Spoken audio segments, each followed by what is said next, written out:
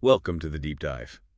Today, we're tackling a question that's really puzzled people for ages.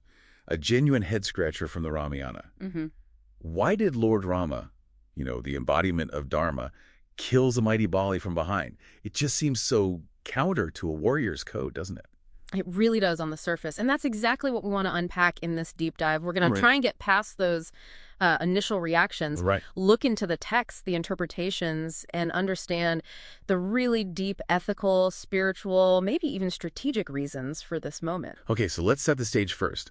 Bali, Mhm. king of Kishkinda, immensely powerful. Oh, incredibly powerful. And not just strong in the usual sense.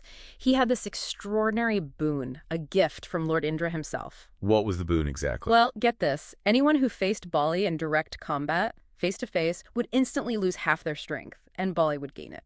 Wow. So he's basically unbeatable head-on. Pretty much. He even defeated Ravana once, which says a lot. But, as great power came great arrogance in his case.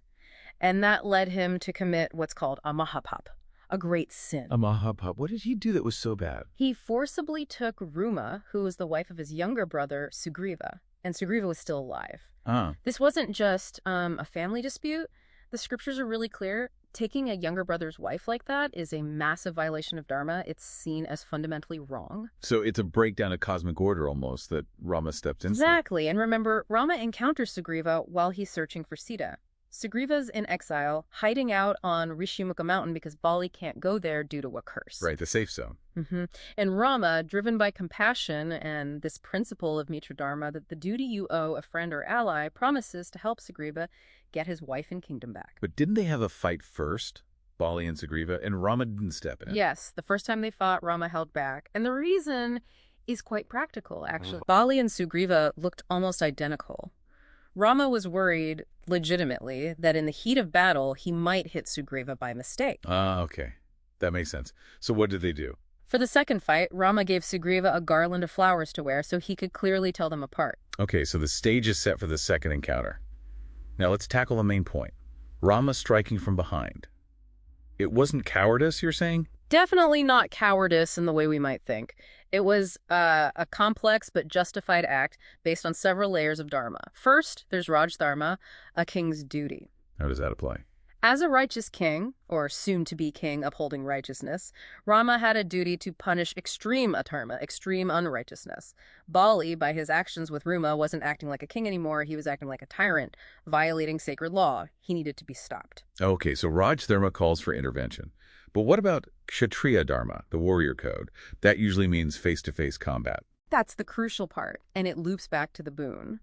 Because of that boon, a direct fight was essentially unwinnable and wouldn't serve justice. Kshatriya Dharma is about defeating unrighteousness, but the method can sometimes adapt to, unique circumstances. So the boon overrides the standard face-to-face rule in this specific case. In a sense, yes. Because Bali's actions were so egregious and his boon made him invincible directly, some interpretations say he was viewed almost like a dangerous animal breaking sacred laws, something that could be hunted or stopped from cover for the greater good to restore Dharma. It becomes a strategic necessity. Interesting. So it's tactical, it's upholding a king's duty. Are there deeper, maybe spiritual reasons too? Absolutely. Many see a spiritual layer here. Bali's biggest flaw wasn't just his actions, it was his colossal ego, fueled by his power. Right. Dying at the hands of Rama, an avatar of the divine, is seen as an act of grace. It shattered that ego and allowed Bali to achieve moksha, liberation from the cycle of rebirth. So Rama's arrow wasn't just punishment, but also liberation. In that view, yes, a painful, unconventional path to release brought about by divine intervention. And I've also heard about ideas like karma or divine play fitting in.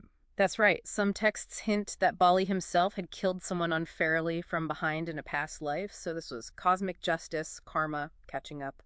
And then there's the idea of Leela, the divine play. Meaning Rama's actions, even the difficult ones, are part of a larger divine plan to establish righteousness, clear obstacles like Bali, and ultimately pave the way for rescuing Sita and defeating Ravana. It serves a bigger cosmic purpose. So bringing this all together, it seems Rama's action was far from simple. It involved kingly duty, warrior strategy adapted to a unique situation, and profound spiritual dimensions. Exactly. It wasn't about taking the easy way out, but about finding the necessary way to uphold Dharma against overwhelming, divinely granted power used unrighteously. So, thinking about this story today, Yeah.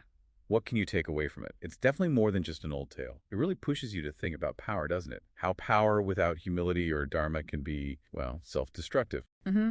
And it shows that justice, real justice, sometimes needs methods that look unconventional on the surface. The path of righteousness isn't always simple or easy. It really isn't.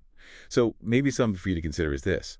In our own complex world, how do we balance following the letter of the law or the rules with the bigger spirit of justice and doing what's right?